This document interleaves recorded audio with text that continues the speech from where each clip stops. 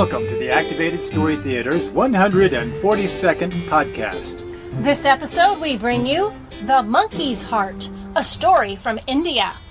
Hi there, I'm Dennis. And I'm Kimberly. And together we are the Activated Actors! We are coming to you from North Kingstown, Rhode Island. Yes. And we have had a wonderful summer. We're getting ready to do some fall programming to perform at schools and libraries along the northeast coast. Since we last talked to you, we did a program at the library in Shippensburg, Pennsylvania, and we're very happy about that one because the librarian's son is the one who got us that booking because he's a podcast listener. And we had another podcast listener come to see the show, and she was from out of the area. She was from Maryland. She was from Maryland. Came to Pennsylvania just to see the show. We really appreciate all of you podcast listeners, and we hope to see you at more shows. Yes. So we've also had some adventures. We've gone on a lot of hikes across the country from Pennsylvania, and we went in Massachusetts. And in Massachusetts, we also saw the Dr. Seuss Memorial Sculpture Garden. Yes, in Springfield, Massachusetts, which is his hometown. And it's right by the library, right by the museums. Has sculptures from some of his books, The Cat in the Hat and Yertle the Turtle and so on, and a really nice sculpture of Dr. Seuss himself. And also in Massachusetts, we went hiking in Purgatory Chasm State Park, which was really interesting. Very unique. You can walk right between two huge cliffs, kind of where the cliffs have separated, and there's just enough room for a person to squeeze through there. It's kind of like a rock climbing gym, except it's outdoors and it's natural. Yes. Nobody had to make it. Yeah, so that was a fun little walk that we did. So we had a lot of fun doing that. I know you are all anxious to hear the story, so why don't we get telling a story? This is The Monkey's Heart, a story from India. Long, long ago in India, there lived a crocodile couple known as Mr. and Mrs. Crocodile.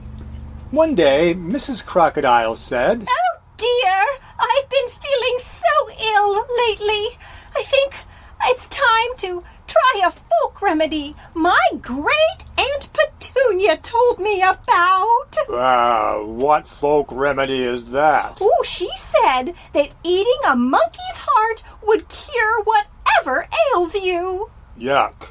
Will it cure disgusting taste? Now, dear, be a good reptile and go fetch me a monkey's heart, won't you?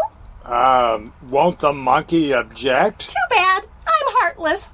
So, I need you to bring me one. But, dear, there are no monkeys in this neighborhood. Then I guess you might need to, I don't know, go exploring until you find one? Duh.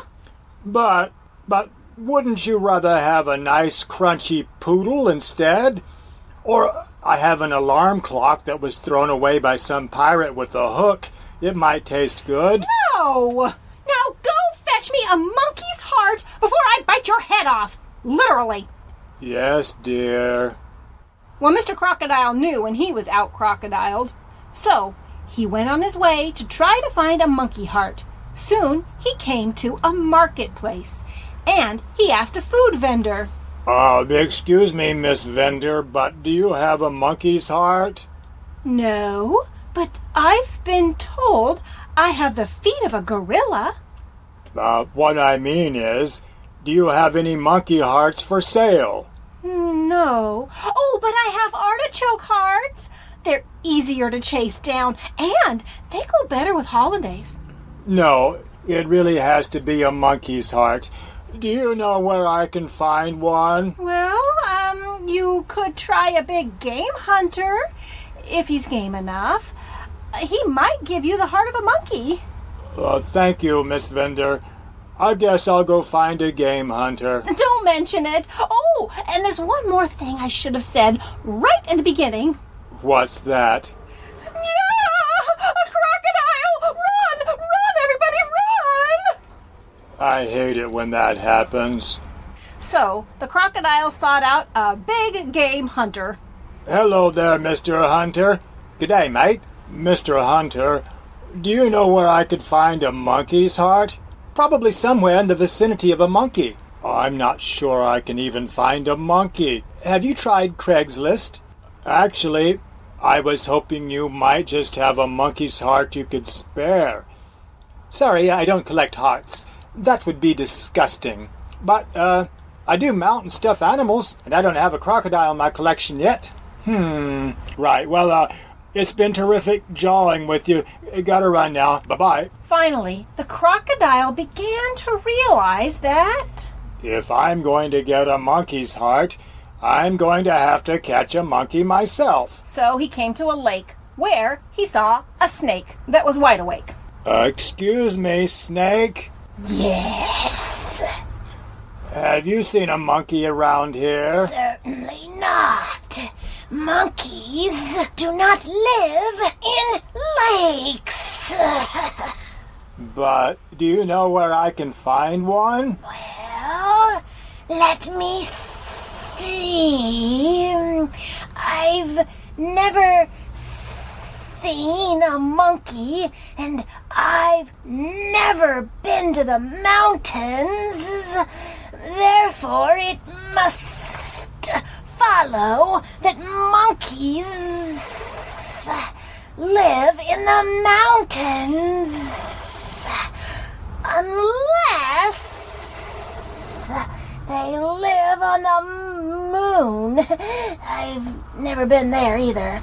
I think I'll try the mountains first. If that doesn't work, at least I'll be a little bit closer to the moon. Thank you, snake. Sure thing. Now, I think I'll go find someone playing a flute. I feel like dancing. The crocodile headed toward the mountains, not realizing that snakes are not particularly good at directions. Some of them can't even slither in a straight line.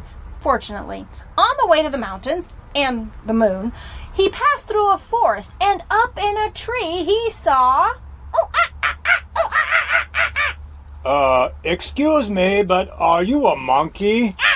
I'm a teddy bear with a tail. Here's your sign. Of course I'm a monkey. You some kind of a wise guy or something? Oh, goody. I've been looking for a monkey. You do have a heart, don't you? Do you get paid to ask these questions? You have a TV talk show or something? Well, it's just that...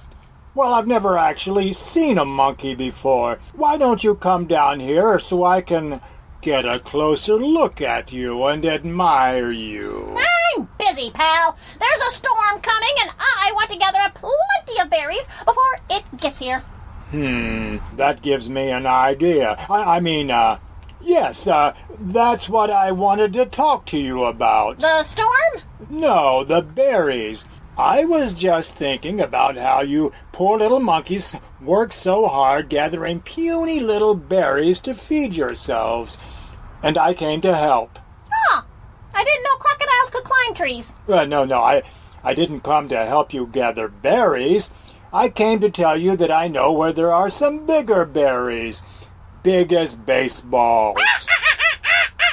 Really? Where? Just on the other side of that lake over there. Oh, that's too bad.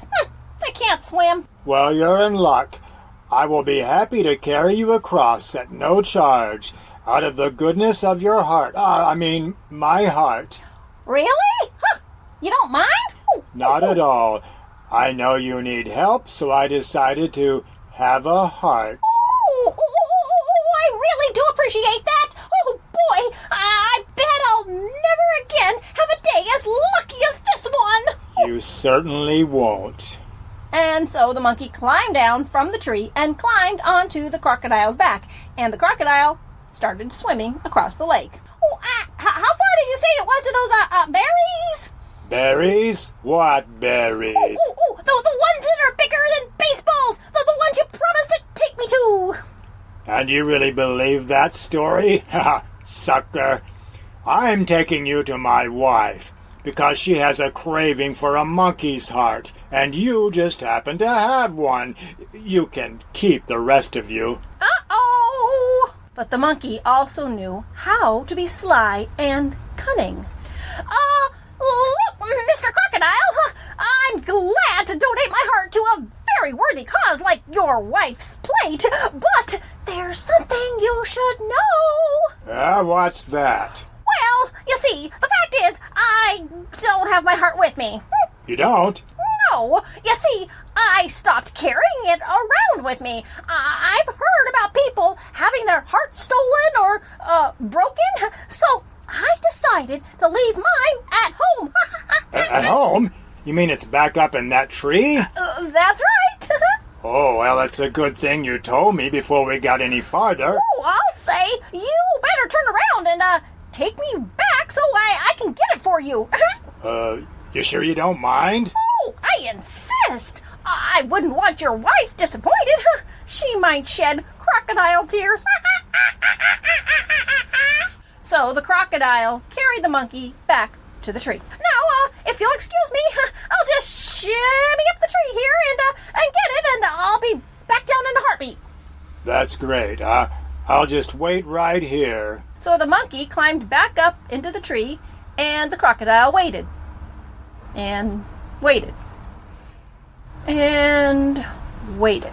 You, Mr. Monkey, you're taking an awfully long time. Isn't your heart in the tree? Yes, it certainly is.